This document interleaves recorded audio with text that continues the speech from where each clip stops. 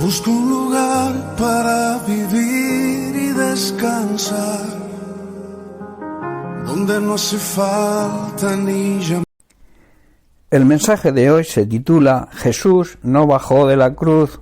Jesús, hermanos, bajó del cielo a esta tierra, pero no bajó de la cruz para que el plan de Dios de redimir a la humanidad pudiera cumplirse. En Efesios capítulo 4 versículos 8 al 10 Pablo declara: por lo cual dice, subiendo a lo alto, llevó cautiva la cautividad y dio dones a los hombres. Y eso de que subió, ¿qué es? Sino que también había descendido primero a las partes más bajas de la tierra. El que descendió es el mismo que también subió por encima de todos los cielos para llenarlo todo.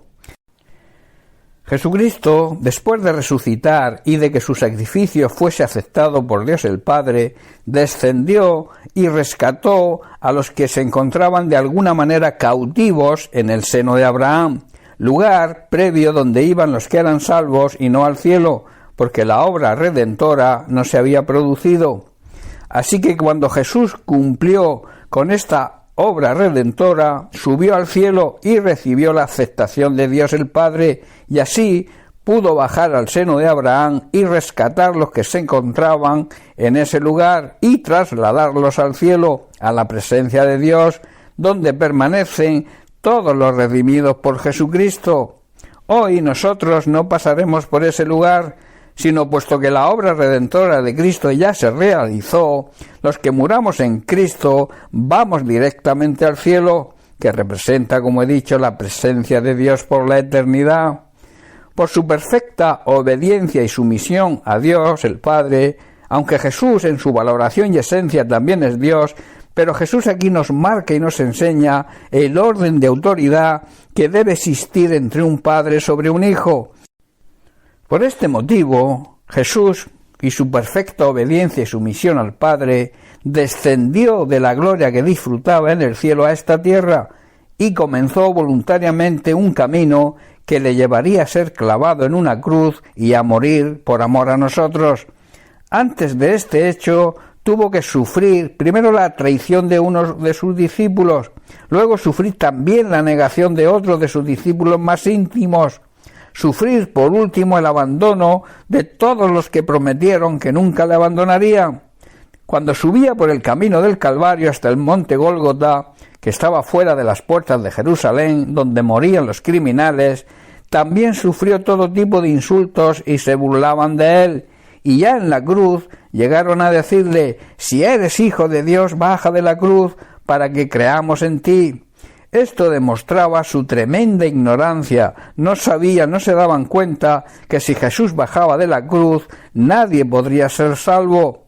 Jesús tenía poder para bajar de la cruz, pero no lo hizo por amor a nosotros y para que su obra redentora se cumpliera, dando la oportunidad a toda la humanidad de poder ser salvos, aceptando su sacrificio y reconociéndolo como Señor y Salvador personal, porque como enseña la palabra de Dios, en ningún otro hay salvación. Así lo expresó y lo declaró el apóstol Pedro ante el concilio en su defensa. Eso lo vemos en el libro de Hechos, capítulo 4, versículo 12. Y en el Evangelio de Juan, en el capítulo 1, leemos los versículos del 9 al 12. Dice así: aquel que es la luz verdadera, se refiere a Jesucristo, quien da luz a todos, venía al mundo. Vino al mismo mundo que él había creado, pero este mundo lo rechazó, no lo reconoció. Vino a los de su propio pueblo y hasta ellos lo rechazaron. Dice y añade el versículo 12: pero a todos los que creyeron en él, a los que le recibieron, les dio derecho legal de llegar a ser hijos de Dios. Hermanos, esto es válido para hoy.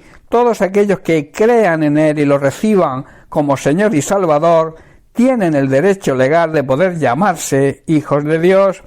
Jesús permaneció en la cruz todo el tiempo necesario para que su obra de redimirnos se cumpliera al pie de la letra. Él dijo en Juan 19:30, consumado es, que quiere decir he cumplido con la ley que dice la paga del pecado es muerte. Luego tuvo que subir a la presencia del Padre para que aceptara su sacrificio y ahí es donde se hace efectiva la salvación. También la Biblia enseña que la dádiva de Dios es vida eterna. El regalo de Dios es darnos vida eterna por medio del sacrificio de su Hijo Jesucristo. En el Antiguo Testamento se sacrificaban animales que sólo podían tapar la mancha del pecado. Hoy ya no valen los sacrificios de animales para que los pecados sean tapados, puesto que la sangre de Jesucristo, el Cordero inmolado, no tapa, sino que quita el pecado del mundo, si el mundo está dispuesto a aceptarlo, porque Dios concede lo que se llama el libre albedrío. Nosotros decidimos aceptarlo o no aceptarlo, nadie nos obliga. En Juan capítulo 1, versículo 29, Juan el Bautista así lo declara.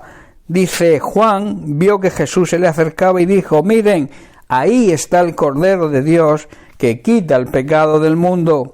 Recuerda, Jesús para salvarnos tuvo que descender del cielo, pero no descendió de la cruz, demostrando así el gran amor de Dios por todos los seres humanos. Bien, pues hasta aquí el mensaje de hoy. Bendiciones para todos, un abrazo.